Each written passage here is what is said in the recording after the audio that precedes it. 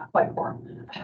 So that makes the first part of this a little bit easier, though I don't love that it's easier. We got to get those rules changed. Has there been any progress on that? On Open Meetings Act? James? Oh, good grief. All right. Well, anyway, thanks everybody for coming out this afternoon. For those who don't know me, I'm Laura Campbell. I'm with Michigan Farm Bureau and serve as one of your co-chairs for the Water Use Advisory Council. Thanks for coming in this afternoon. We do not have quorum today in the room, and the state has not seen fit to change those Open Meeting Act rules to allow for quorum via remote presentation yet. So we're going to continue on the way that we have been, which is by acknowledging that we're going to ask for changes to the agenda, ask if there are any corrections to the previous draft minutes, but we can't do any official approval of the agenda or the minutes. We're just going to be keeping record of those for transparency and making sure that everybody's clear that while this is a meeting, we don't have quorum, and therefore there isn't anything that we're able to vote on today, or to be able to make decisions on that. We'll have to reserve those for when we have an in-person quorum. So with that, what I'll ask is if everybody in the room can go ahead and introduce yourselves so that everybody who is online can see who's here for today. So Brian, I'll start with you. Hi, I'm Brian Burrows. I'm with Travel Unlimited and one of the co-chairs. David Maturin, Michigan Lakes and Streams Association. Ben Terrell, Michigan Farm Bureau. Doug Needham, Michigan Aggregates Association. Megan Napier, AKT Peerless. Dave Hamilton, retired from the Nature Conservancy. James Clift, Eagle. Anna Arnett, Eagle. Megan Cameron, Eagle. Brianna Hammondry, Checker Solutions. No, Eagle. 17 Eagle. Brian Liggers, AKT Peerless, Environmental Services. All right, thank you. And looking online, I know we're able to do the recording through the recording to note who is participating online. I do see one phone number. Whoever is calling in from the number that ends in 16, can you identify yourself so that we've got good records? Hey Laura, it's me, Kelly Turner. Hey Kelly, thanks. Appreciate that. You're welcome. All right. Thank you, everybody. Appreciate that. So again, we can't do official approval of the agenda, but hopefully if you guys have received the agenda via email coming in for the meeting coming in this afternoon, is there anything that you want to add to the agenda or anything that needs to be changed? Yeah, Dave.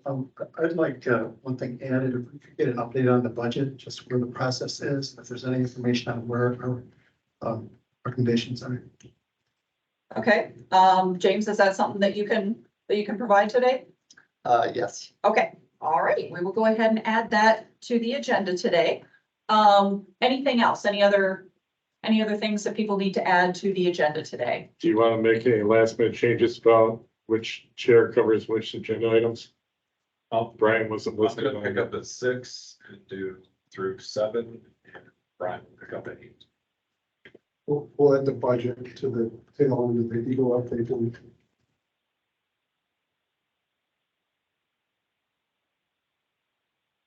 All right, any others changes to the agenda? Hey Laura, is there a spot? I'm driving, so I don't have it in front of me and I don't remember. Is there a spot for us to talk about the water field day? Yes. Yeah, we've got that on the agenda. Awesome, thank you. Yeah, thank you. Appreciate it. Any other agenda modifications that we need to make?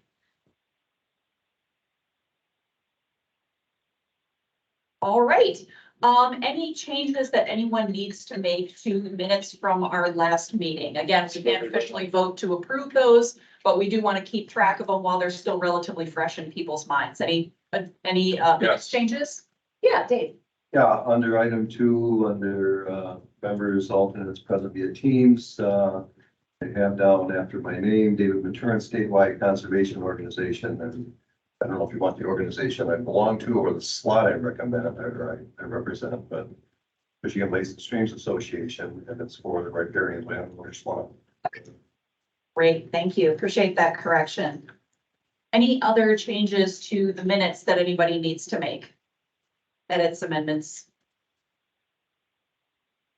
All right, sounds good. Well, we're going to go ahead and, as you guys know, for those who have been participating in this for a while, we do two series of public comments. We do the first one that is sort of pertaining to agenda items or discussions that are pertinent to today's meetings. And then at the end, we will do another public comment on just any general topic that folks have that they want to cover that they feel like they want to share. So for right now, what we'll do is we'll do public comment for items that are related to the topics that we're here to discuss today. And Lyndon, I didn't get a chance to look in detail at the slide that you shared and the discussion that you wanted to have. Is that something you want to do now, or do you want to save it to the end? Yes, please. It is Prairie River August mean flow. This is the chart. Okay. Do it now? Yeah, let's go ahead and do that now, if you don't mind. Right.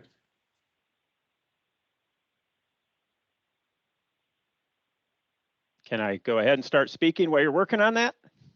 Please do. Pulling it up right now. Jim's Okay. Okay. slide, so go ahead whenever you're ready. So We'll share the screen. So my name is Lyndon Kelly. I work for Michigan State University. I have for 35 years, almost always in some kind of water-related topic area. Last 12 years, I've worked for MSU and Purdue University as an irrigation educator. Part of my role has been to help people understand the registration and reporting system for the two states. In 2007 and 8, I had the privilege of escorting Dr. Dave Lush to which was originally 5 and turned out to be 7 statewide meetings to help explain the new process for registration and reporting in the state. And 3 of the major points that we talked about was that fish was going to be our indicator species to show the characteristic fish population. If it was declining, that it was causing an adverse resource impact. So that was a major issue. Fish was the indicator for adverse resource impact.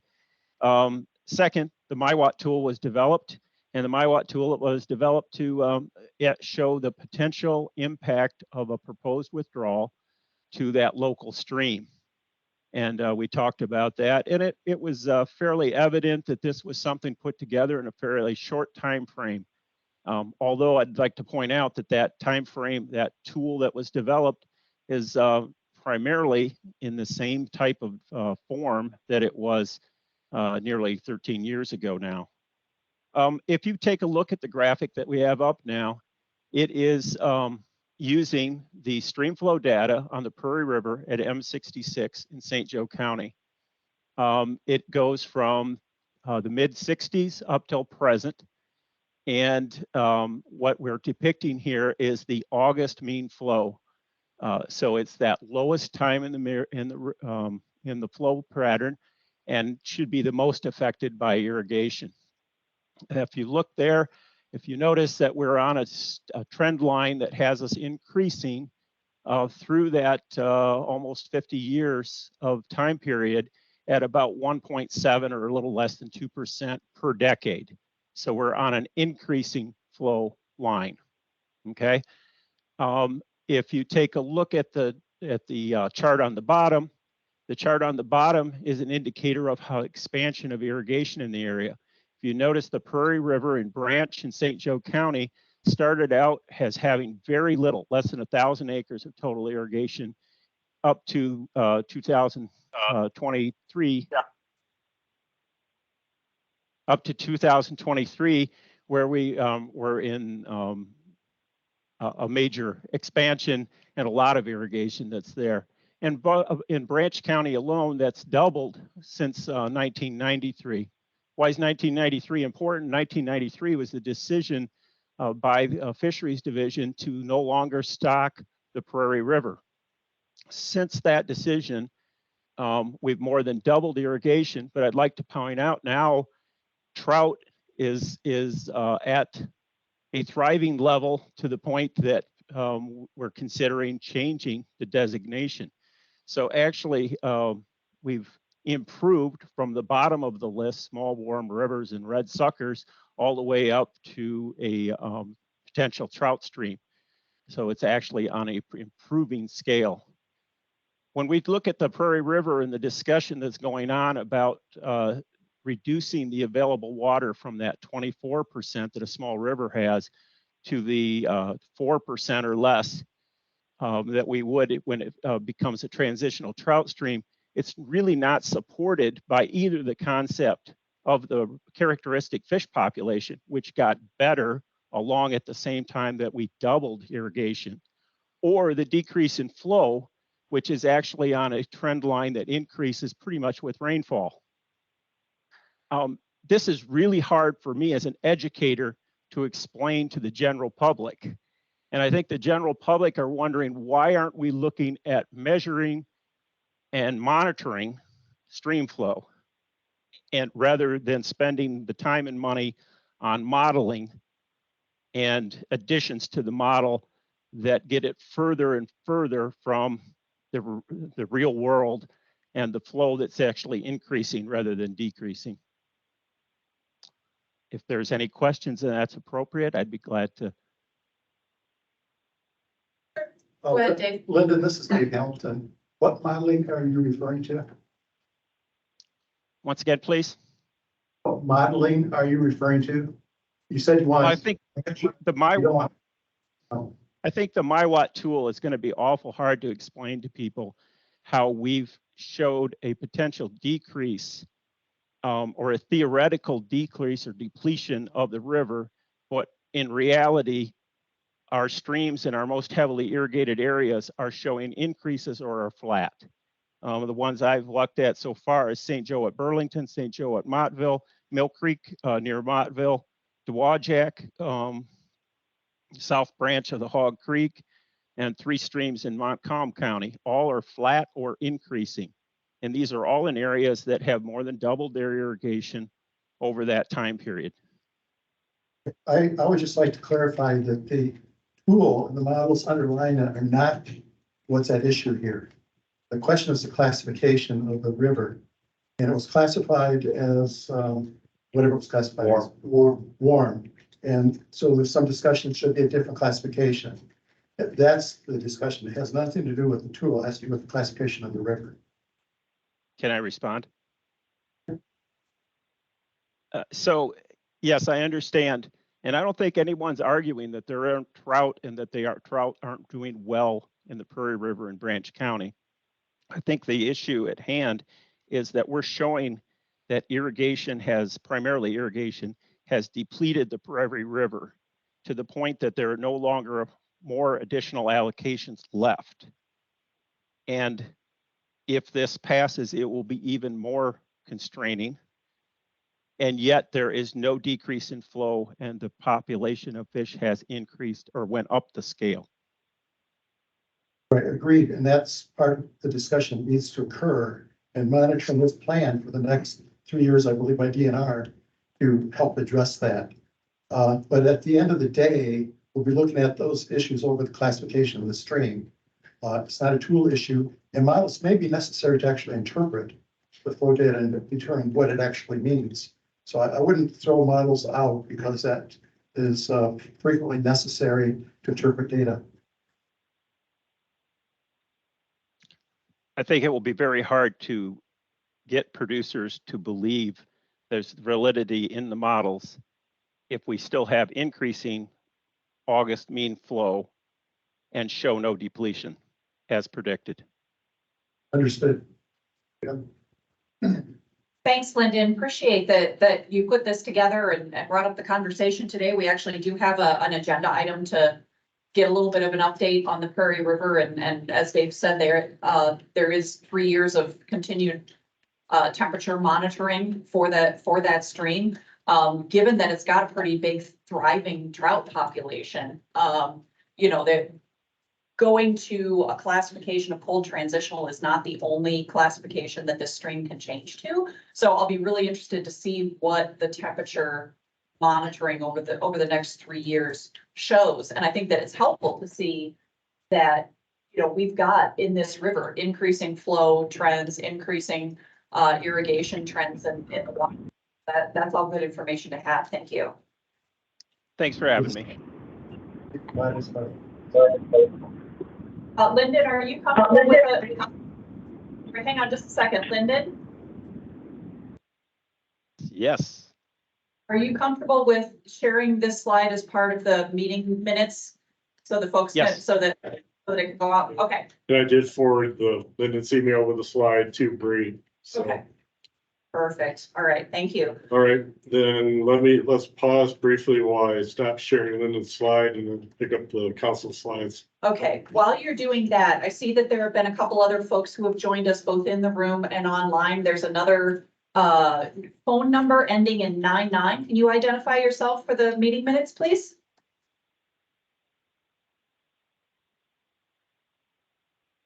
And don't forget, you'll need to unmute yourself.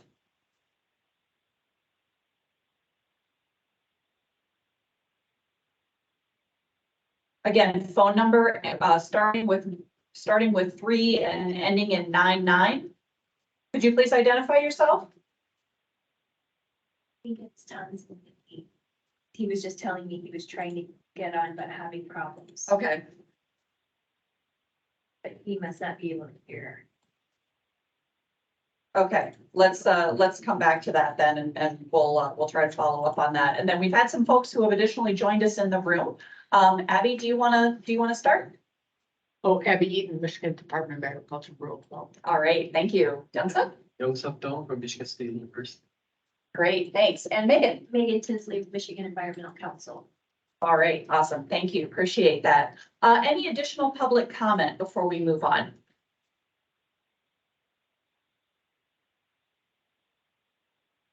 All right, I'm gonna give it one more try. Phone number ending in 99. Tom, is that you? Are you able to either unmute and respond or let us know somehow that you're able to identify yourself? You can't unmute. Okay, but that is him? Yeah. Okay, so Tom Zimnicki, Alliance for the Great Lakes. Okay, perfect. Thanks, guys. Appreciate your patience on that.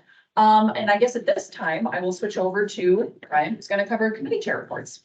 Thanks. Committee chair reports, we'll start in with the data collection committee. I'll start by giving you a brief summary. We've had a couple more meetings since the last time. I was trying to look back at our last council meeting and figure out exactly what happened. So can't quite remember if we've had 3 or just 2 meetings of the data committee since the last full water council meeting.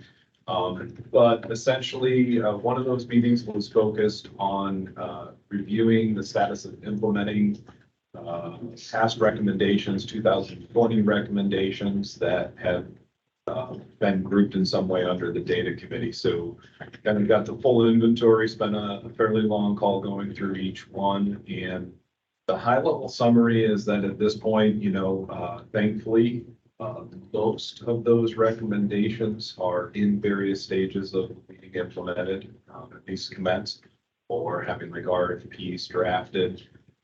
Or a few of them are well underway and being executed on. I think, our committee owes a little thanks. It seems like the modeling committee had grabbed quite a few of the ones that were potentially listed under us and had already made some strides on quite a few of those. I think the outcome that we saw was that out of all of them, there were maybe 2 that we'll have to pay some special attention to, and one of them that is partially underway through work the models committee is doing with Eagle on both the hydrologic framework and integrating it or coordinating it with the state's internal groundwater clearinghouse efforts. That's our integrated water database system. So that one has received some work. The one that had not received any work thus far is what was listed, maybe not too specifically, was given the term long-term planning. And really that was in more detail, it's supposed to be an effort to take a look at all of the sources of data that we use for this program and to, give a very good summary by data type of what exists, where it exists, how abundant, where it's located. And to also, of course, alongside of that, do sort of a gap analysis and say, what are we most lacking on and where, what types, so that we could have a stronger basis going forward of making very specific and prioritized strategic recommendations on future data collection of the program. That one hasn't received any work to begin implementing it, so that will turn into the focus as far as implementation goes for our committee is to move that one forward. The other meeting that we had was, I guess, meeting number 3, just kind of continuing discussions we've had on the Prairie River reclassification data. And at this point, we sort of diverged away from specifically addressing the Prairie River. We had spent quite a bit of time on that alongside the DNR participating to make sure that the RFP and the scope of work was developed in a robust way for actual data collection for Prairie Creek. So what we picked up with on meeting number 3 was more universal discussion of whether or not there will be recommendations that the committee reaches consensus on for things that we think could improve the DNR's standing policies for reclassifying the streams. And we have a little bit more work to do to figure out whether we will bring forth any consensus recommendations from the committee, but I have a feeling that there will be some. It seems like, again, those will just be specific recommendations that we sort of just bring all to you, explain, and if approved, they just become recommendations more to the one of our executive branches than a legislative recommendation, but will follow the same process. I think that's it. Any questions for the data committee or anything I left out? Okay. Anything online? Nope. All right. Thank you. Models committee. Okay. Models committee, as usual, has been busy. We started talking some more about the web squared methodology. We talked about that a few times here. We're not ready to make a recommendation at this point. Lena provided quite a bit of additional background information, so we've got a lot of background information on web squared, how it's been compared with other models and other things, and how it has been used. So we will digest that. We'll have another meeting and hopefully come up with recommendations on web squared at a future meeting of the council. The other things we have are from our recommendations from 2020, they're finally moving forward, which I'm really glad to see. Still moving slowly because they've got to be put into frameworks that work for the budget and getting contracts or grants in place. So the biggest one is the Michigan Hydrology Framework. Work plans are being detailed. I think it's been drafted. They need to get everything put together so that they can create the grants for the work to be done. We're working with USGS and Michigan State to just do water research. So we're looking forward to that. We have identified a team from the work group from the models committee that will be overseeing this work. And so we're looking forward to that. It is a 3-year project, and I think we've only got about 3 years to spend money on it. So hopefully we'll get it moving pretty soon. Another one is the transitional probability study, and that's where method had been developed and used in a couple of places. It holds promise because it's based on statistical interpretation of information from geological information from WellLogic. Questions came up about how good is it, and thought, well, let's compare it with where Michigan Geological Survey has done some of their own work, and then we can do this transitional probability study and be able to say, okay, this is what Michigan Geological Survey came up with. This is what this method comes up with. We say, is this still worth pursuing, or is it better to wait for Michigan Geological Survey to do things statewide or whatever? But it should give us some information that will be helpful, I think. And that is getting very close to being in the position to put out an RFP. The other two studies are kind of combined in aquifer properties, looking at transmissivity and storage coefficients. And that is, the RFP is still being developed. Some more work needs to be done on that. And these last two, the RFP will go out for bids, and we'll see who responds to it. We do know that there are consultants out there that have expertise in both of these areas that can do this work. So we're confident that someone can bid on it and do the work. So we're looking forward to that as well. Dave, just an additional note that during the Eagle program update agenda item, I've got a couple of slides that will provide updates on those three projects.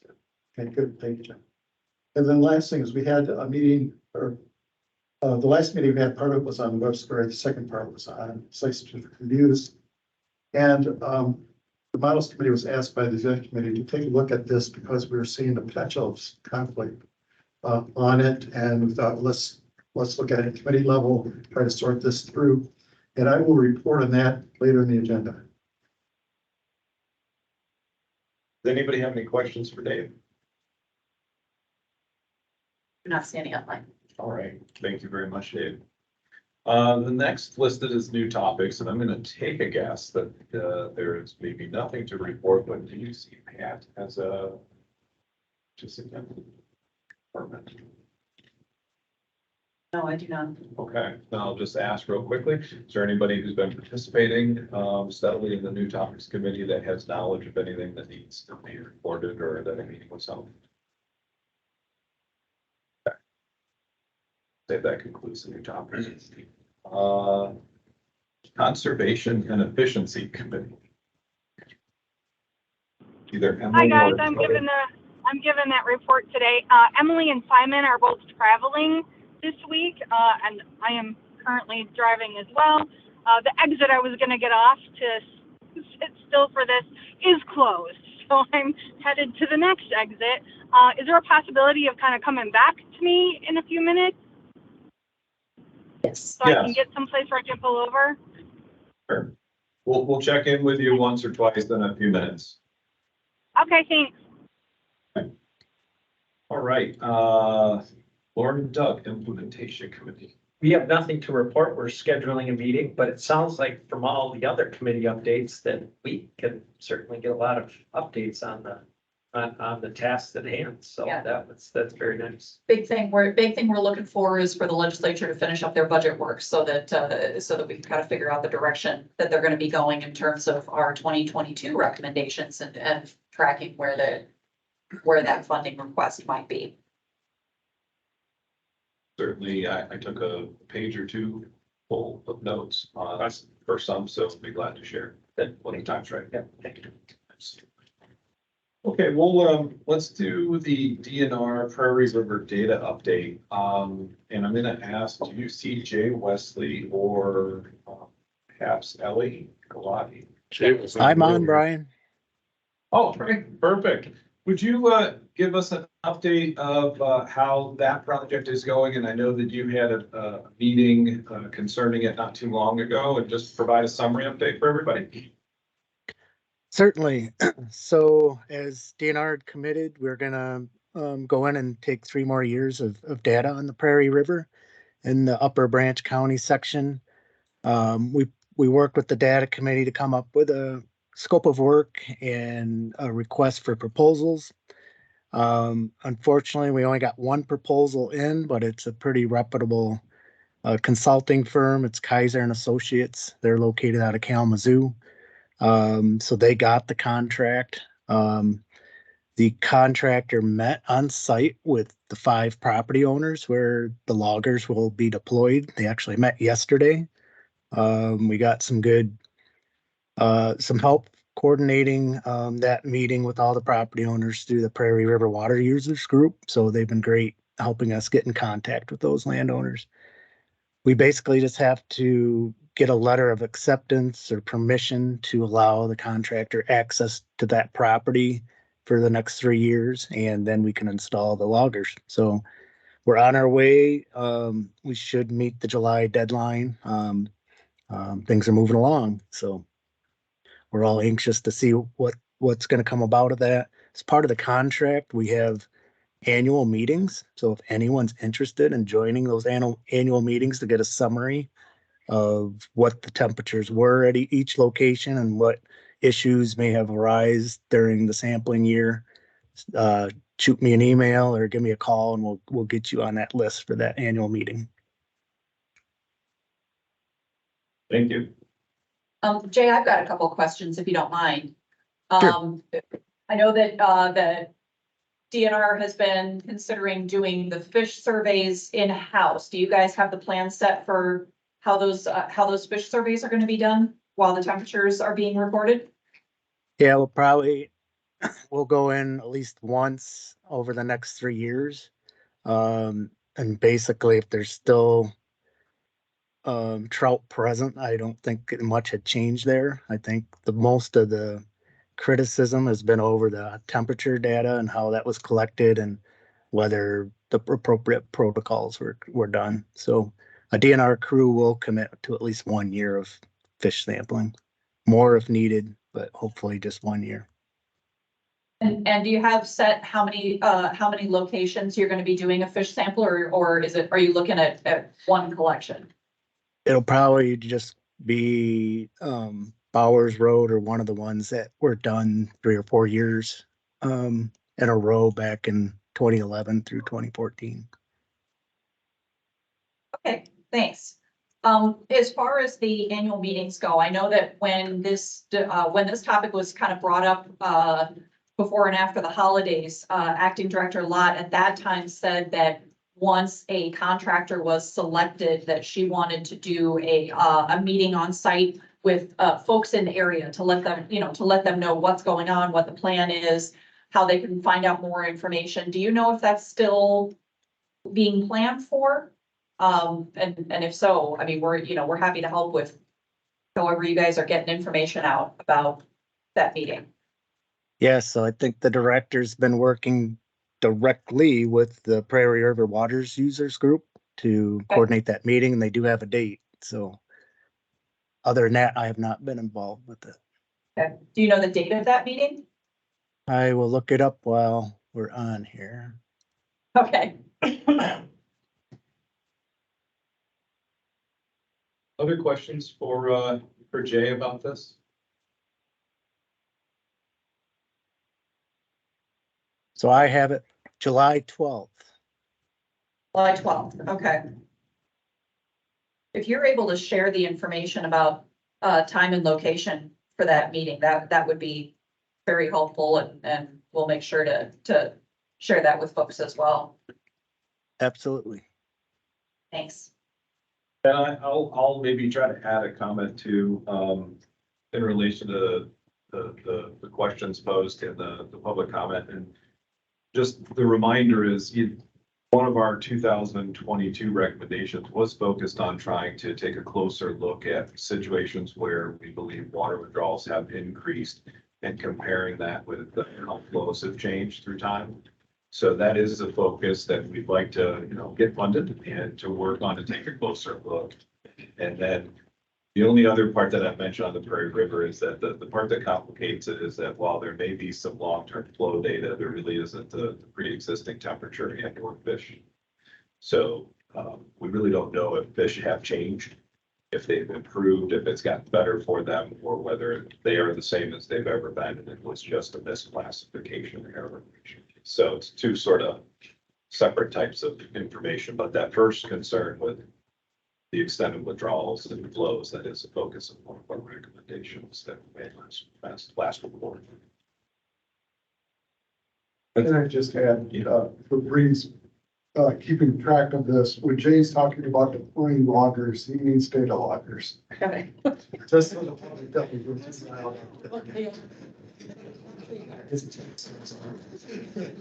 We did have an issue a few years, tree cutting in that area, so. I think some of the Okay. farmers may want some logging along the river to open things up, but no, they're temperature loggers. We're measuring water temperature and air temperature at each location. Okay, I'd like to go back and see if Kelly Turner is in a safer location to give an update for the water Conservation and Efficiency Committee.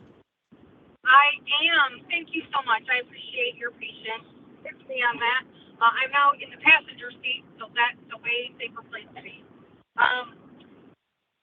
So our monthly meetings continue. They're on the first Thursday of the month. They start at 9 and go to 10:30. We've really been focusing on a speaker series. So we have the Alliance for Water Efficiency Policy Scorecard speaker, the Michigan Aquaculture Association, and a retired cherry grower on the last 3 sessions. All of these are recorded, and the links to them are in the note for our minutes, which I think we're trying to make sure to continue to get posted to the website. So if anyone's interested in going back and listening to those speakers, they're pretty easy to identify. You can skip the rest of the meeting if it doesn't excite you. But really, some of these speakers have really provided some insight for us. And we're actually, the next meeting, which is July, we're going to be kind of using that as a working session to figure out what do we do with the information that we've learned, how does it fit in with the My Healthy Climate Plan and some other pieces, and really trying to figure out, maybe identify some topics that we might want to work on for the next set of recommendations. Where we are right now with the 2020 recommendations, so the best management practices, the RFP to help the groups kind of work through those best management practices is currently still being routed internally. They're waiting for the final internal approval on that RFP. They had anticipated that being released this week, but with both Emily and Simon being out, it's most likely will happen before the end of the month, but not this week. So on Tuesday, June 20th, there is going to be a webinar hosted by them to answer questions about the RFP. And then once the RFP is actually posted, it'll be open for about 60 days. So we're hoping that moves along fairly quickly after that. The second 2020 recommendation was the ag educator positions at MSU. Marilyn Thalen from MSU sent the budget to MDARD last Tuesday. Abby Eaton then met with the budget folks at MDARD to put language into boilerplate. What the MDARD rules will be, the MDARD role will really be to approve the work that's done on a quarterly basis, and then Eagle will make the payment to MSU. So we're also looking to make sure there isn't a quality assurance plan that's going to be needed, because that'll create some additional hoops to jump through. The project was put together as a 1-year plan, even though it is a 3-year project. But Kelly, that gives, yes. I'm going to correct you on that. So we revised that to, there are no CLOPs required, and we put it forward to Eagle as a 3-year grant. Oh, okay. Thanks for that update, Abby. I appreciate it. MSU is currently working with their HR department to be able to post these people. They're not quite in the spot for those postings to happen yet, but when they do, they'll inform the committee about that. Any questions about the recommendations or additional pieces you want to throw in, Abby? No, just, we're hoping that the turnaround from Eagle has to send it up to their, whoever is overseeing the ARPA monies. And as soon as that's done, we hope to have that signed off, and then MSU is going to post those positions for October 1st. So hopefully we'll have enough time to get a decent applicant pool to be able to get them out in the field. That's great. Taking a long time. Yeah. One thing I've learned is that bureaucracy moves slowly. So I tried to resign myself to the fact that things are just going to take longer than I think they should. Thank you. Any other questions?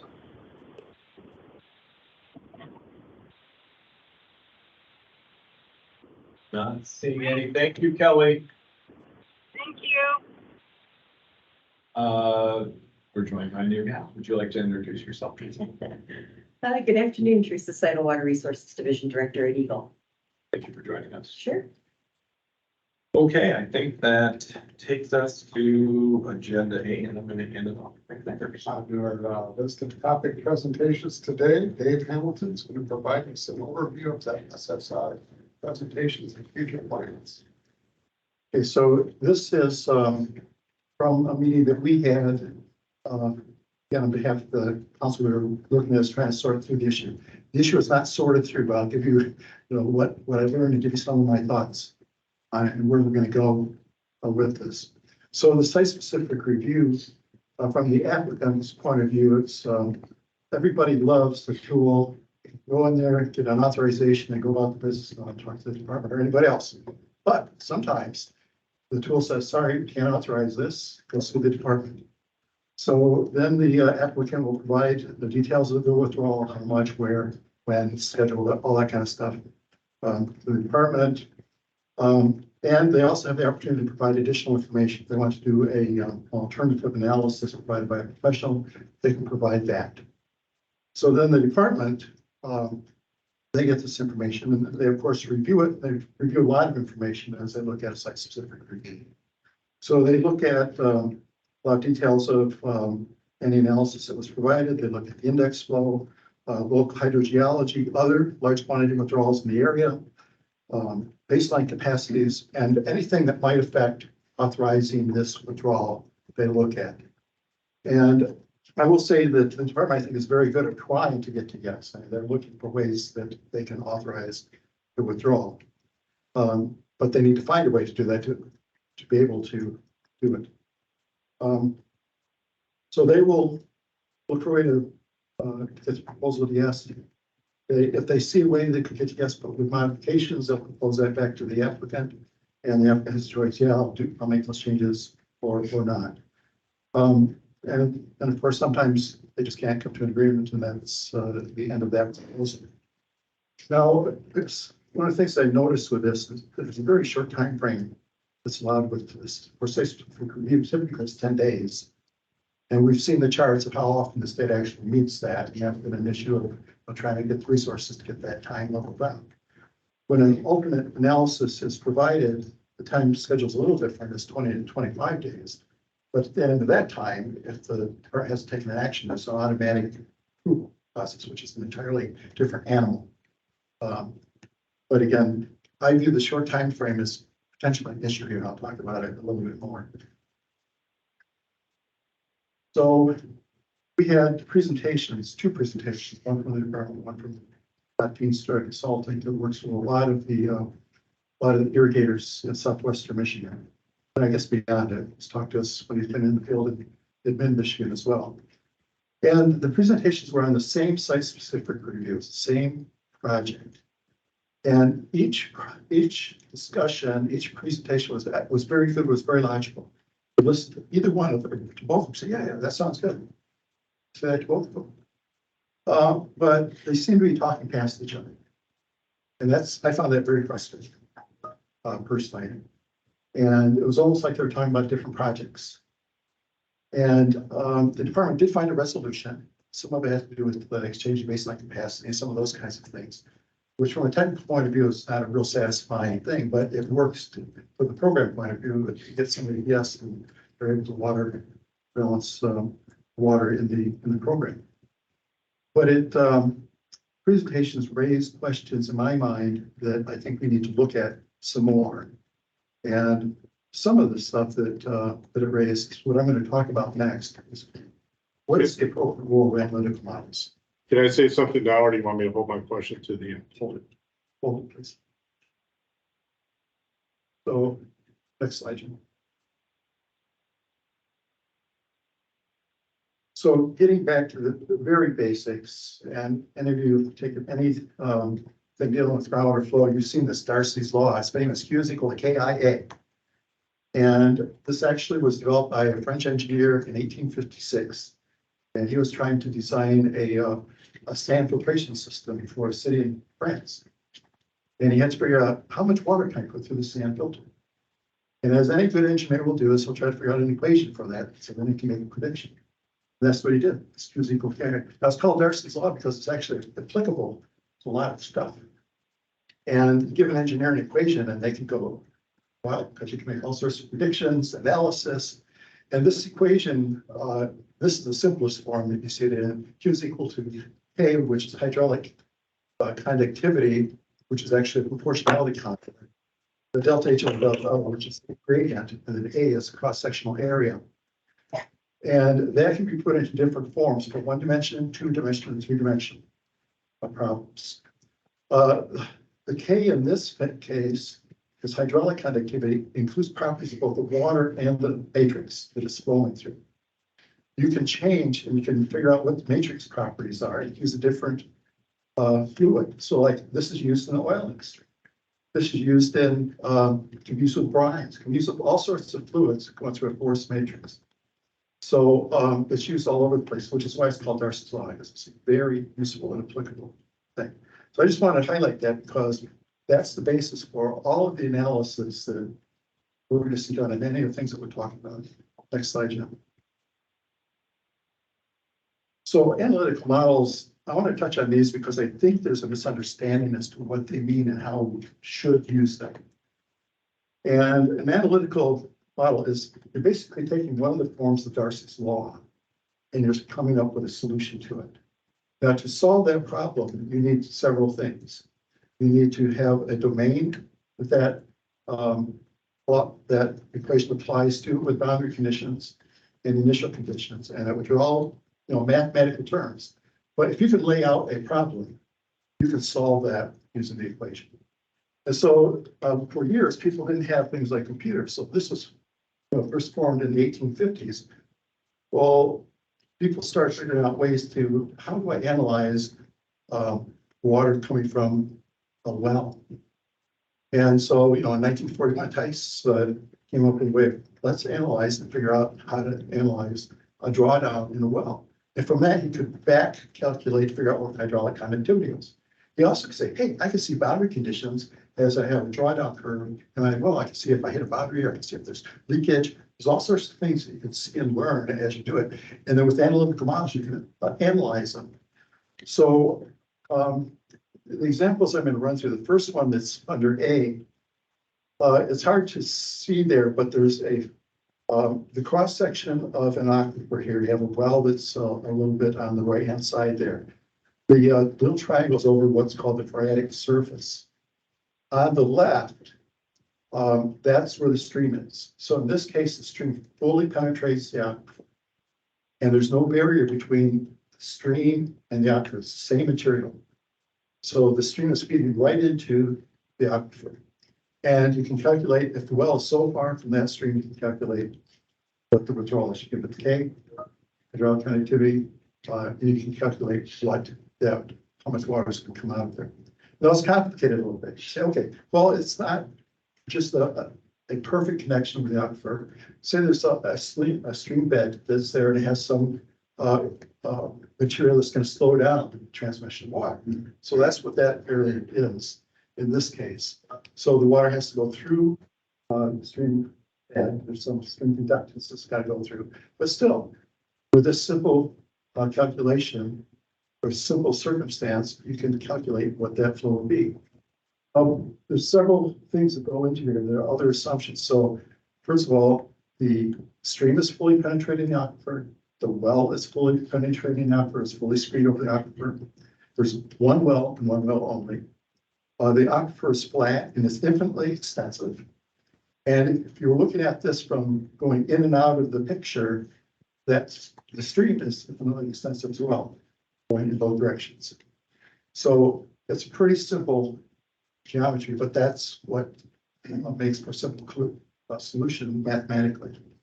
And so before they had computers, there are a lot of people that did analysis over a number of different things so they could have a solution to these problems. Next slide, Jim. So then we move, let's try to make an analytical model more realistic. And so instead of having the stream fully penetrate the aquifer, let's have the stream intersecting the surface of the aquifer, and it has a stream conductance, like it's got a bed that has material in it that is slowing down water's ability to move through it. So that's that little rectangle that's up in the left-hand corner there. So again, we've got a single well. The well itself is fully screened. The aquifer is infinitely extensive. It's got a flat bottom. There's no recharge or anything like that. But this gives you a more realistic way of depicting stream, and you can calculate what the depletion would be from that stream under the set of circumstances. You can then go to the next one, which is you add, not only do we have what we just talked about, you can have leakage from adjacent aquifers. So you can add that in as a complication or a factor of reality. So I'm saying all this just to show that you can do a lot with analytic models. And the advantage of analytic models is that you get exact solutions. If these are your situation, that is your answer. One last slide, Jim, on the analytical models. And here is an example of, let's say you've got the stream, if the stream itself is in a semi-confining layer. And so the water from the stream not only has to leak through the stream bed, but has to leak through this semi-confining layer as well. And that you have a well that's fully screened to a semi-confined aquifer below it. Again, you can have an analytical solution to it. So as we can see, things can get more and more realistic and more complicated, which is a good thing. And the real advantage from the analytical model, you know exactly what the assumptions are, and they can be calculated very quickly. So when we have the screening tool, we needed that because we wanted an instantaneous solution. So we look for what kind of analytical model can we use that is realistic enough that it's going to get numbers that are useful, and have a solution that we can get a very rapid answer on. So next slide. The HUD solution is what we are using in the tool. And I just want to talk about some of the assumptions that go into that, because I think we lose sight of that. And it is an analytical model and has some assumptions and therefore some limitations in it. It's a partially penetrated stream with stream bed resistance.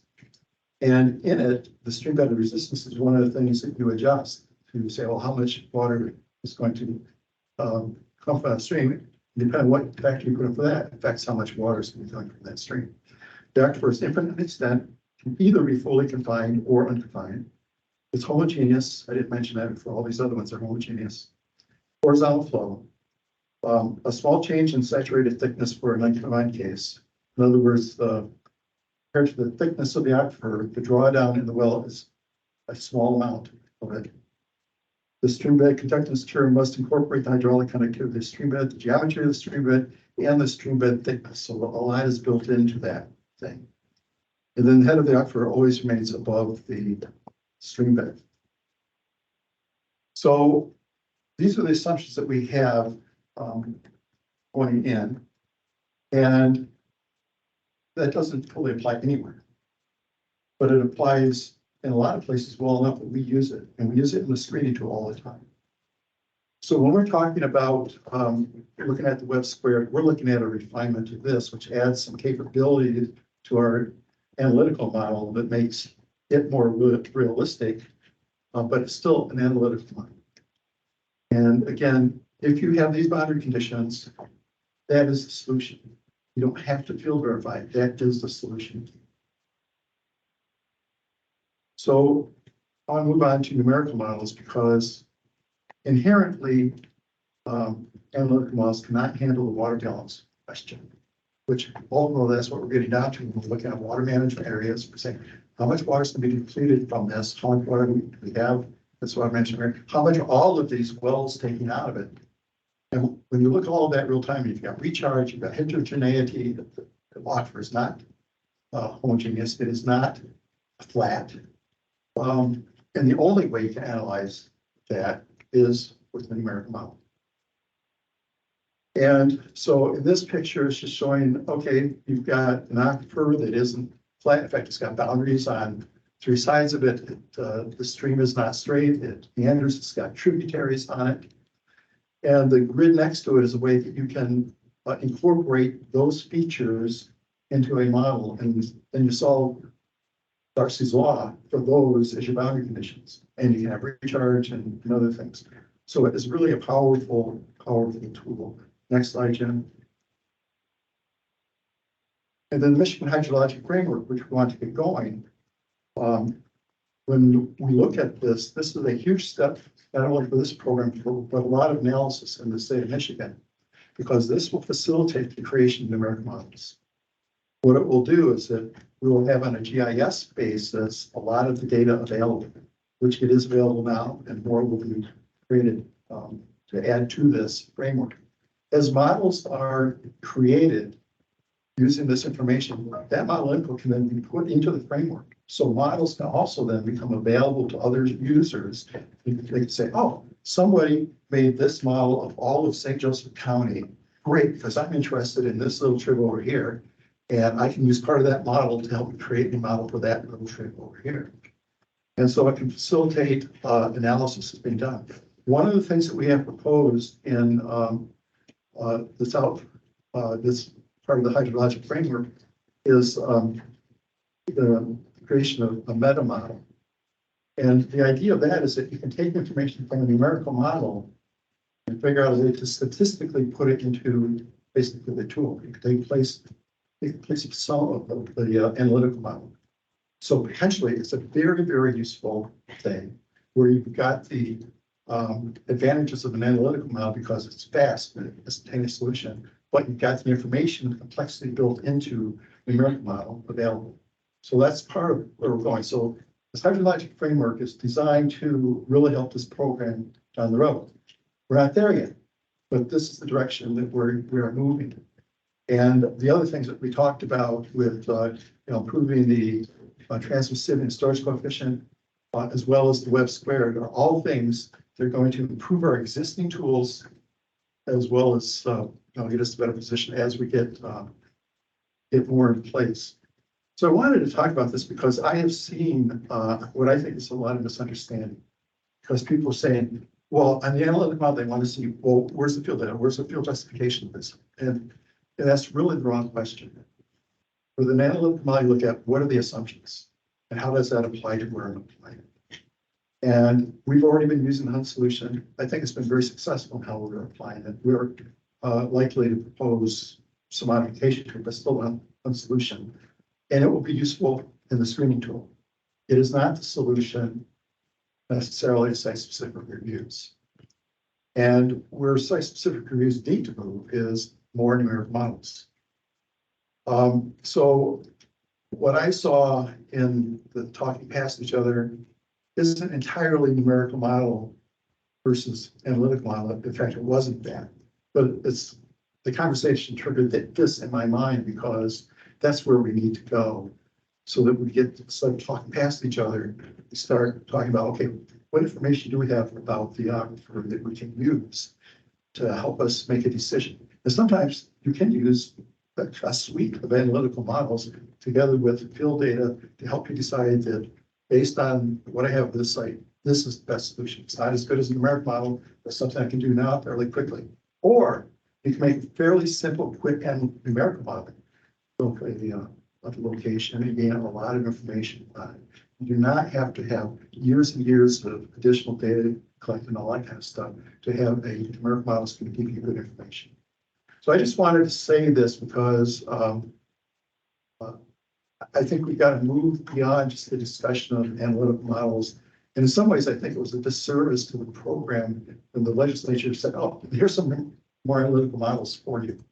Because then it's like, well, it's not necessarily a choice of what analytical models are. The question it comes down to ultimately, what's the water balance in this area? How much water do we have available in this aquifer? How much is going to the stream or coming from the stream? How much of the stream is being depleted? And until you get that overall water balance, you're not going to be able to answer the question of what can we do in this area and what can't we do without causing an ARI. So despite people's feelings about models of that, models are actually going to be the final solution to these questions. Now, will that be good models? Yes, calibrated and so on. I'm not going to go there right now. We'll be talking about that another time. But I did want to raise these issues because I do see in there, and I do see some misunderstanding as to what, and some people just kind of automatically start talking against models, saying, "Oh, you want real data?" Well, guess where the real data came from? A lot of it is using analytical models to generate hydraulic conductivity. And yes, you drill wells and gain lots of information, but what do you do with it? You need to be able to put it together into some kind of conceptual model to understand it, to be able to use it. You need to put it into another type of model, be able to make predictions as to what is the depletion going to be. And you're not going to be able to measure depletion on every well and every stream at every location. It's just impossible, right? You're not going to be able to do that. So I'll get off my soapbox and see if there's any questions or comments on that. But that's what conversation triggered in my mind. And I do want to hold some more conversation within the models committee to kind of sort through, assess this our process, and see if we can move someplace where we don't have people talking past each other. Thank you, Dave. Jim? Yes, thank you for your feedback, Dave. I would like to go back to one of your early slides.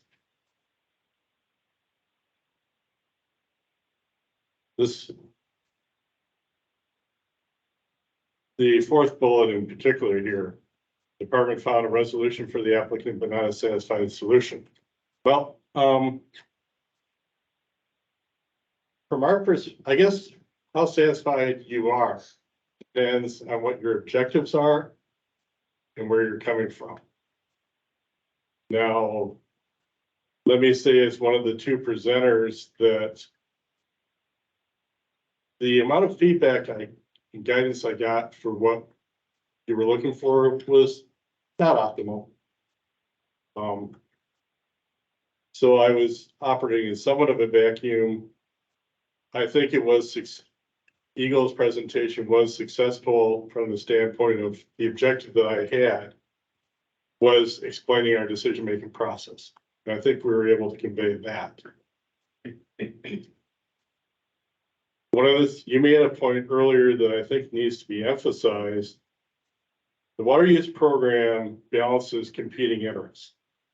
So you have water users, but we're also trying to protect aquatic resources. So the Eagle staff spend a lot of time and effort to see if we can get to a yes. First off, can we approve the proposal, the withdrawal as proposed without causing the adverse resource impact? If not, can we work with the applicant, as you noted, can we work with the applicant to maybe modify it and find a solution that meets their water needs, yet avoids causing adverse resource impact? And in the case of the Osborne Drain case study, we were able to do that by, among other things, looking at existing baseline capacity or previously registered withdrawals and trading some of that existing capacity as is allowed by the statute to free up enough stream flow to authorize these previously unregistered withdrawals that were violations that we were able to bring back into compliance. So from that standpoint, I think it was a success.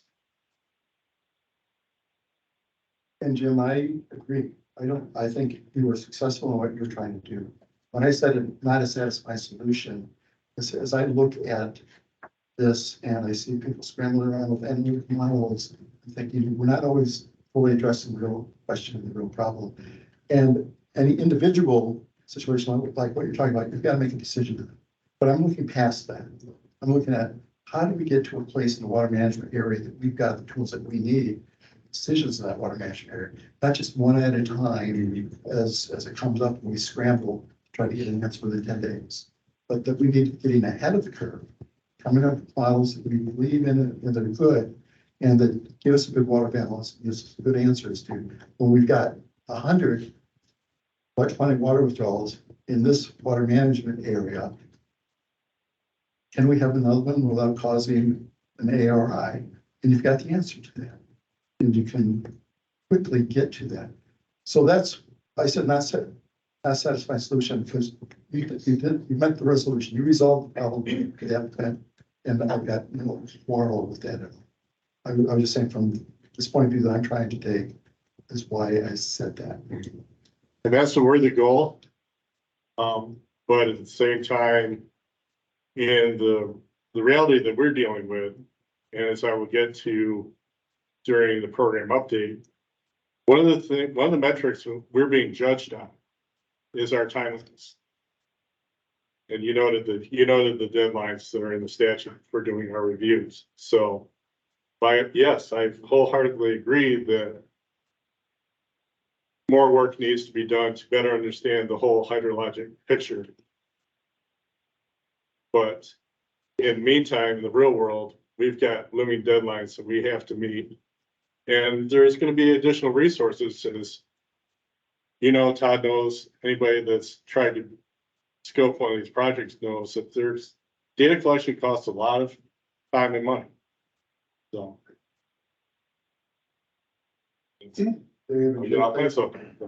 Thank you both for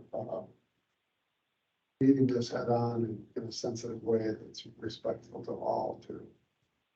We don't have a question from Tom. Todd, you have a question? Yeah, I do. Can y'all hear me this time okay? Last time the microphone was acting up. Yeah, loud and clear. Okay, good. Dave, you covered a lot in 10 minutes or so. I mean, we went from site-specific review, case study, to analytical model, to numerical model, to a hydrologic framework, to meta modeling. That was the whole encapsulation, pretty quick there. I think if I try to boil it down, we tried to be really simple with case studies and talking through that about, we're specifically looking at how our decisions made. And if we look at it in that light, one of the ways that Jim just referenced is completely accurate. There's basically, for lack of a better term, a paperwork shuffle at the beginning where there's a really good effort made, and Eagle staff's been very professional and courteous about trying to find a way to get an approval by changing rates or, reevaluating the, what's been registered, pumping rates, what's, moving baseline around. Those are all paperwork issues, essentially. And it's very tough job, and I think Eagle staff does a good job with that. What we started to focus on was when the paperwork shuffle doesn't work, the only option left is to say, is the model correct or not? Is it reasonable? And so then that's where the science portion of it comes into play. And you're talking about analytical models and numerical models. With that one, that's where we spent our time really talking. And maybe that's where you got the opinion that we were talking past each other. We did have a great conversation about the science and what was presented at the end during the Q&A session. I personally think that would be helpful for the rest of the council to hear those kinds of discussions, because that's reality. That's what we deal with in the decision-making process. It's not the analytical model anymore. It's how well does that model actually work? And is it reasonable, and is it defendable? We hear often is there a rebuttable presumption, or is it strong? That's where we were really trying to go. We were really talking about the case study stuff. So basically, essentially it came down to, there's a paperwork portion to it, and then there's a science portion to it.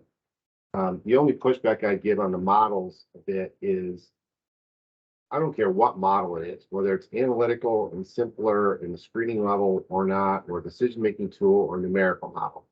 We still have to match the real world to a reasonable extent. They need to be reasonable and representative. And that's difficult to do. And as Jim said, that is time consuming. But at that point, when we get to that point in a site-specific review, it deserves that time and that cost. And maybe the metric for judging Jim's staff, and Jim's department's not realistic to do that in 10 days. Maybe there should be, what people described as an off-ramp before, where if it gets to a review of the science portion of it, maybe there should be a longer time frame. in order to collect that data and have those discussions. You know, and if that's what the department metric is being judged on, it's an unrealistic metric, in my opinion.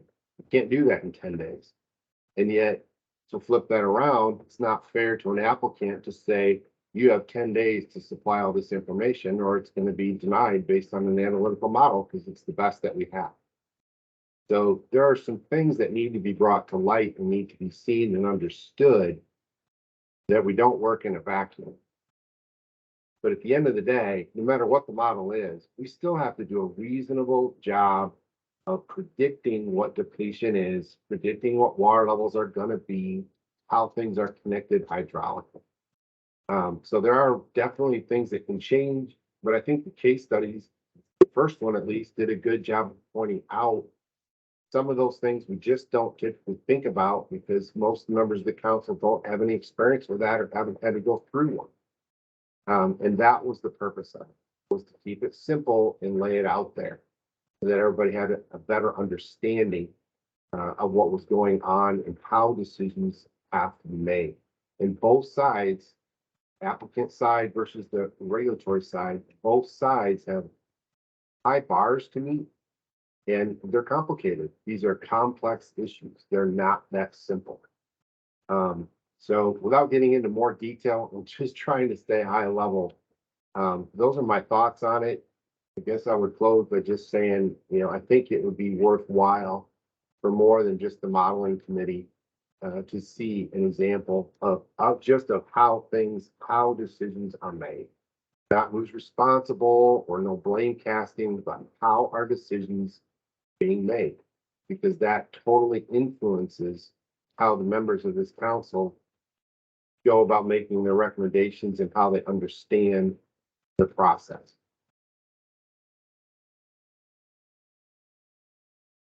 Thank you, Todd. So Dave's got his hand up here. Well, Yeah, so those are very good comments, Hans. I guess what I'd like to say, what I would like to do is I would like to have Todd and Jim able to make a joint presentation to this council. Where they've, you know, ahead of time, they've agreed, this is what we're gonna say, so get it down to the, I don't want this council feeling like we've got people talking past each other, you got to sort it out. And I think that they're fully capable of doing this, that they can clearly say, these are the issues that we dealt with, this is how we did it, this is where we disagreed, this is where we agreed, this is how a decision was made, this is where we made. I think we can do that, and I think it'd be enlightening for the council. I just don't want the ships passing on the night and shooting at each other. Well, I will reach out offline to Todd separately and talk to him. And if you want us to do a joint presentation, then Todd and I should talk together and find out, okay, what are our respective objectives and figure out a joint plan of attack. thank you. I think great. Thank you all. Kelly, you got your hand up here? I do, yes. So this was presented at a models committee meeting, correct? Like the presentations were made, yes. was that recorded? Yes. Can you share that link to that recording? Because it would be interesting to see what you guys are talking about and kind of interpret the talking past each other. I imagine there are areas where Eagle uses a set of standards to make decisions, right? And so I'm interested in how information that's actually gathered out in the field, how does it meld into that set of standards, right? Is that kind of where we're talking past each other? So if there's a way to share that link, I would be interested in going back and watching that presentation. Feel free to, Kelly, but that's exactly where I want to move on with trying to get the two together so we can have a presentation here that will answer your question and all the questions and not have what I characterize as talking past each other. I think we can do that. I think that's very good. I think that's a good solution. Dave? Good. Well, thank you for all of you working together in a somewhat sensitive situation in a positive way. Greatly appreciate it. Brian, before you move on, just wanted to make a quick note. Jay Wesley did post in the chat for those who are in the room that he confirmed with Brian Gunderson at DNR, they are going to do the in-house fish survey at the Orland Road crossing in 2024. So that's part of the Prairie River study that we were talking about earlier. And in the future, well, we'll plan for a presentation in a future meeting, a joint presentation. Good. Next up on the agenda, mark your calendars for June 22nd. We're going to have our field day. We haven't had a field day in, gosh, a long time, awful long time. Todd Feenstra, you're still with us. Hopefully you can give us a little summary of what you expect and where. Oh, absolutely. These are probably the most fun days out of my year, where we get to bring people out to the field. And just get to get out there and see part of the natural world. So what we're going to do is we got permissions from a grower and from a landowner. This is going to be held in Morley, Michigan. So it's about an hour and a half from Lansing. We went north upon request from Brian Burrows because he wanted us to look at some northern streams rather than southern streams in Michigan. Little Muskegon River is what we're going to be looking at. The stream that is actually classified as a cold transitional stream. We had a property owner who's granting us access to go down. We basically demand or highly encourage active participation. We will put our equipment in the hands of everybody in the streams, and you can go in and see how the stream measurements are made. We talk about stream discharge and stream bed connectivities and flow, all of that. So we'll break that. Will be probably the first part of the morning. We'll start at 10 o'clock in the morning. We'll spend a couple hours working in and out of the stream. Then we'll be serving the attendees a lunch. We'll come up to the farmer's field, which is right adjacent to the river there. And he has an irrigation well with an active pivot system. And he also has a monitoring well right there. And they're going to leave the pivot off for us for a couple days before the meeting. And then they will run the pivot while we're there. And so you'll be able to see live the drawdown in the monitoring well, be able to measure it for yourself, be able to go out to the pivot, look at the ultrasonic flow meters, how we do all of that. It's a very active day, very, very hands-on day.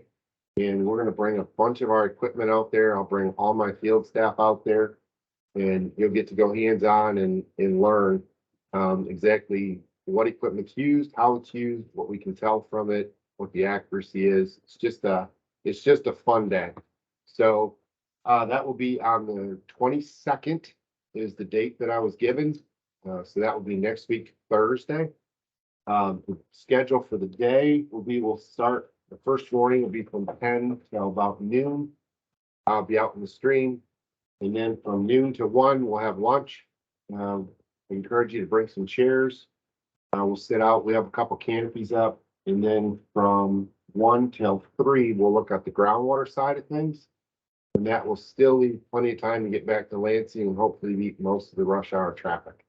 So the overall hours will be 10 to 3 at the site. There's plenty of parking. Anyone that signs up, I'll have plenty of details for you. But basically that's just the overview. You'll get to see the entire picture from surface water to groundwater. It's a pretty cool adventure, let's say. And it should be a pretty good eye-opening experience. I think Laura and Brian, you've both been to one of these before. If you want to add anything to what I had to say, that would be greatly appreciated, especially if it's a plug that gets more people to attend. Yeah, I would encourage it.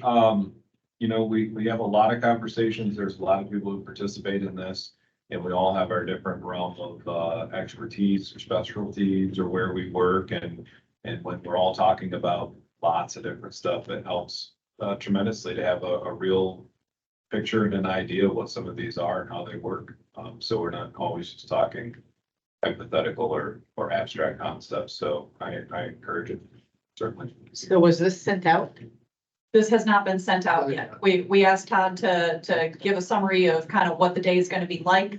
And what I'd like to do, Todd, if it's all right, is send out a follow-up and work with Bree to get that out to the group of like the address, the times, and what to bring. So as I remember from the last field day we have, if you want to get out in the water and actually work with some of the equipment, you'll want to bring waders, unless you want to spend the rest of the day wet.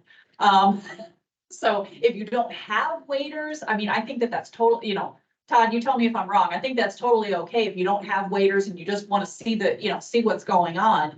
And in particular, see the work in the afternoon, for which you will not need waders.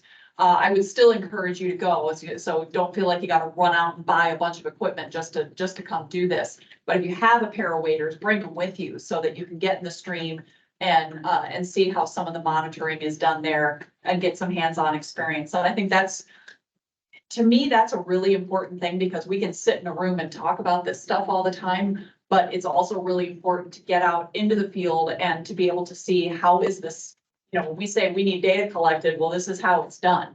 And this is some of the, not only the challenges that folks face, but also, the actual ins and outs of how this work gets completed. So I highly encourage that folks do this. So if you're able to, and you have the time, and if you need permissions from supervisors, Teresa, I'm gonna put in the plug here. I definitely would like to see folks from the agencies come out and do this, because it's a really good day. Yeah, we will provide a couple extra pair of waders. And someone's welcome to mine, but I'm 6'5", so you might want to be a little bit taller. You swim in mine. But my wife will actually be making the lunch for everybody. She cooks for large groups frequently, so the food, I guarantee you, will be very, very good. The grower, I was actually at the site yesterday talking with the grower. He's excited to host it. He's been very, very gracious about it. So we're going to keep you out of the way of all the equipment, so there's not going to be much danger getting run over by a pivot. They move slow anyways. But it will be a very fun, very enjoyable day. And we've done about 12 or 13 of these. So these go off pretty smoothly, and we've always gotten really good feedback from those that have attended. So yeah, I highly encourage it. And for those that do sign up to come, I do need a head count as soon as possible, because we have to plan the food. There's no charge for this. But I would like a head count for sure. As soon, like I said, as soon as possible, because I'm sure my wife will be asking me for it. Probably tonight already. Yeah. Yep. Todd, if you can send me the details, the address and all that stuff, I'll work with Bree, and we'll get that out if possible before the end of the day today. Yeah. And that way we'll have folks replying to sign up, and so that everybody's got the specific information about it. Yep, not a problem at all. I already have the flyer made up, so I'll just share it as soon as the meeting's over. Great. Thank you very much. We do have a Kelly. couple of hands up. And Evie. Kelly? Yeah, so we work with Midwest Water Stewards to do kind of the same field day thing for legislators. So if you guys want to come and find out what are legislators learning, this is a great opportunity. And honestly, when I first started on the Water Use Advisory Council, the first couple of these I went to, I learned so much. I really understand a lot more like the terms that people are using. And so if you've not been to one, I would highly encourage it. Thanks, Kelly. Eva, I see your hand up. Yeah, hi there, Todd. This sounds pretty interesting. I'm wondering, is this only available to council members or council members' organizations? I ask because I oversee a number of student staff members, and there's a few that I think would be particularly interested in attending this. Yeah, I tend to open it up to as many people as I can. Council members, I mean, this is specifically designed for this one, is for council members. But anyone is welcome. But when I get to a certain point, I've got to cut off attendees, otherwise we get too large. So first come, first serve, basically the council members. But if you do have others, for sure, send them my way. and we can put them on either like a waiting list until we have final numbers, or we'll work it out that way. So, Okay. the more people, the better. Last year when we did it for a group of FFA kids. That got a little wild because there was 50 of them. So that was a little bit, hectic. I'd rather not get to quite that number again. But I'm pretty sure most people here will be a little bit, maybe better behaved than those 50 teenagers as well. You would hope so. All right. Thank you, Todd. Great, thank you. All right, moving along here. Jim Milne is up with the Eagle update. Good, thanks, Brian. Well, good afternoon. This is the program update for Eagles Water Use Program. I'm going to begin by introducing a new staff person in my unit, and I'll provide updates on implementing 3 of the 2020 council recommendations. I'll provide updated program metrics for calendar year 2023, and also provide an update on depleted water management areas. And then finally, I'll answer questions. So, first off, here in the corner is Megan Cameron, a geologist who will be assisting Joe Van Dyke and Lena Pappas with our groundwater model reviews. So, Lena, why don't you, Megan, Well, sorry, tell me a little bit about yourself. Hi, I'm Megan. Yeah, so I went to Central and I have a major in geology and GIS, so that's gonna kind of help with the whole scale of what we got going on here. And then I worked at WSP, formerly known as Wood, for a good 4 years, 3 years, just kidding. And now I'm here and I'm excited to help out. Welcome. Thanks. Yeah. First up for the updates is the Michigan Hydrologic Framework. So we just received a draft work plan and project schedule from MSU Institute for Water Research. And thought Jeremiah was on line earlier. So if you are on, Jeremiah, you can update us if appropriate here. Where things lasted, as far as I know, that MSU needs to meet with USGS to work out the project budget. We should have a complete package. Once we have that, it'll be going through internal review within my unit. We will meet with MSU and USGS as necessary, and then work with Eagles procurement staff on developing a grant agreement. Hi, Jim. Yeah, that's right. We're going to meet with just to kind of finalize budgets from the time that we had put things together and kind of where we are now. And then we sent you guys the details just to try to look through and review and see if you guys have any additional comments or recommendations on those. So should hopefully have some budget things to you, hoping by the end of this week, and then go from there. Yeah.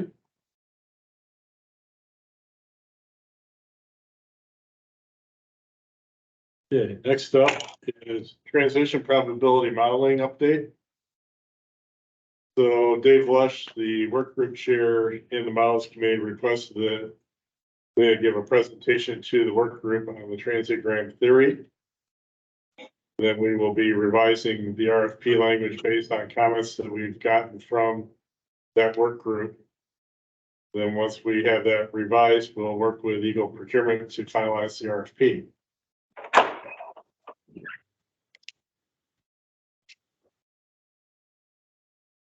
Updating Aquifer Properties. So we've got a draft scope of work under internal review within the unit. When we're done with that, we will share it with work groups that are composed of parts of the data collection and models committee for get it to them so they can review it before we schedule a joint meeting of the respective work groups. Discuss the scope of work at that joint meeting, and then make whatever revisions are necessary based on the comments received. And then we'll go forward with working with the Eagle procurement staff on an RFP.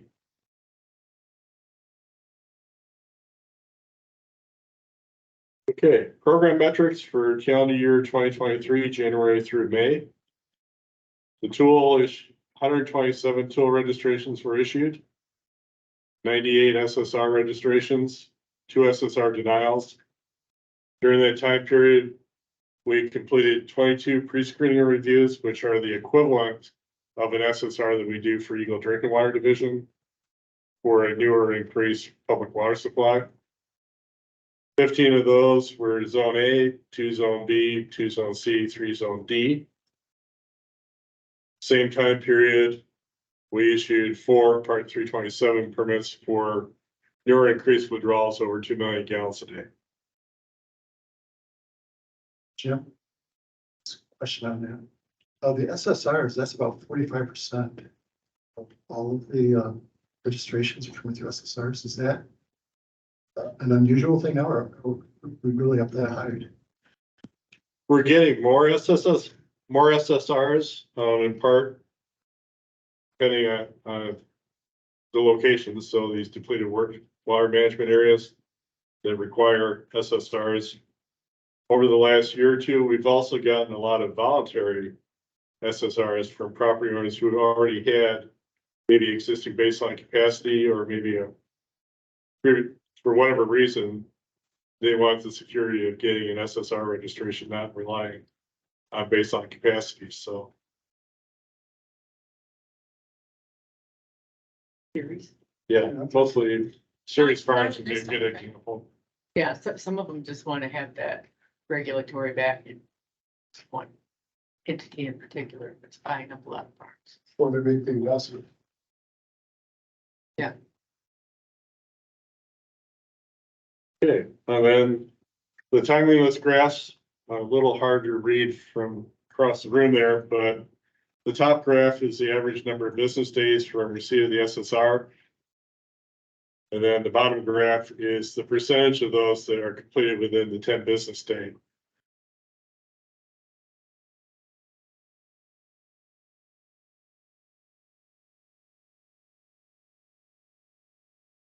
This map shows the locations of water management areas that are depleted as of June 1st, Hannah. And it may roughly. And then this table provides additional information. So the name of the water management area, the water management area number, stream classification. This next column is the index flow value predicted by the tool as modified by index flow review. The first time we get an SSR, then we have an index flow review done. It'll come back to the number that's either lower than, the same as, or higher than the tool's initial prediction. Next column over, how much is available for use in terms of gallons per minute, and then the current status is the final column on the right. So, are there any questions?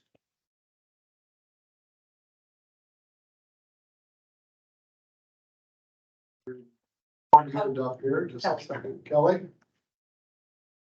Guys, Jim, can you go back to the slide where you were talking about the transitional probability RFP? Sure. I don't remember that coming to the, out of the models committee to the full water use advisory council. Was there going to be a presentation on that for us to take a look at? Kelly, that was in the 2020 recommendations. Oh, Yeah, that's one of the, I mean, I hate to call it a pilot project, but it's essentially kind of a pilot project where they're looking at a small scale of doing updates to the model to see what it does to. okay. Yes. Thank you. Thank you. That's where I was like, I'm confused. Thank you for saying that. That makes sense. Yep. I remember that now. Thank you. So for anybody else that is confused or wants an update, well, very brief explanation. So MSU had done a transition probability modeling project in Ottawa County. So the 2020 report had a recommendation to do a similar transition probability studying two counties, Cass and Calhoun counties. And the intent originally was to have those transition probability models compared to a deterministic model. So that's, we're gonna have to tweak that a little bit based on progress, the current status of deterministic modeling, but we will proceed ahead with the transition probability modeling. And like I said, Dave Lusk had requested that Lena give a presentation on the transient graph theory to the work group and the models committee, so we get further explanation, and if you want a better explanation than that, you need to talk to Lena, because I have very limited knowledge of Model E's. Thank you. I appreciate that quick review. Thank you, Joe. Not seeing any other questions. I know we were, one of the issues that Dave brought up to add to our agenda is whether or not, yeah, I know that James just thought for me. Perfect timing, James. Do you have anything to add to, I think everyone knows if you've been reading anything that this is kind of our, budget kind of couple of week window here. They just recently have agreed to targets among all departments. So at this point, what happens is that the chair of the subcommittees from the House and Senate get together with kind of the state budget office and the leads from the departments and try to negotiate out kind of the differences between the House and Senate version. They are under a fairly quick timeline. They'd like to see negotiated agreements by sometime next week. So again, expect things to move quickly at this point. That's about all we have. That's good news. Well, Maybe. Well, we'll find out soon. That's the good news. The good news is we'll find out that, and it'll remain to be seen, whether the House and Senate come to an agreement that's anywhere near where the governor put forward in terms of water use budgetary allowances. Yeah. Good, thank you, Jim. Item number 10 on our agenda is the reappointment process update. I know that as of last week, multiple emails have been sent by leadership as well as individuals with both recommendations and requests for reappointments. And to my knowledge, we haven't had any feedback or any response whatsoever from anybody at this point. Correct. Our group letter went out, I think, the day after our last meeting, so quite a while ago now. And there's not been any IT bounce backs nor any actual responses. So I'm aware that a number of terms end as of the end of this meeting today, including mine, and I am retiring as of, I'm not asking for a reappointment, but those that are still engaged, please assume that your role is still pertinent and you're valued by the legislators by the marks of their silence. So what we had talked about during our executive group meeting was that given that there's a lot of discussion going on around the budget, we're not likely to get a lot of attention from the legislators right now. Is that as soon as we have a budget, we intend to follow up with a, hey, just a reminder. The letter from the group. Brian was kind enough to pen the original group kind of on behalf of the council co-chairs that went out. And hopefully you guys remember seeing that, and as well as the invitation to send in your own letter requesting appointment to supplement it. If you haven't done that and want to, please feel free to go ahead. I don't think you need to wait for us to send out the reminder. If you have not sent a letter requesting reappointment yet and want to, you still can either now or when we send a reminder letter saying, hey, you still have to reappoint these folks. And we will make sure that a copy of that letter goes out to the rest of you. I'll work with Bree to make sure that that gets out so that everybody knows when that goes out. But like I said, our thought is that we want to wait until they have a little bit of, headspace available to think about something besides getting the budget done. And then we'll be sending that out as a reminder. Our next meeting is on August 8th.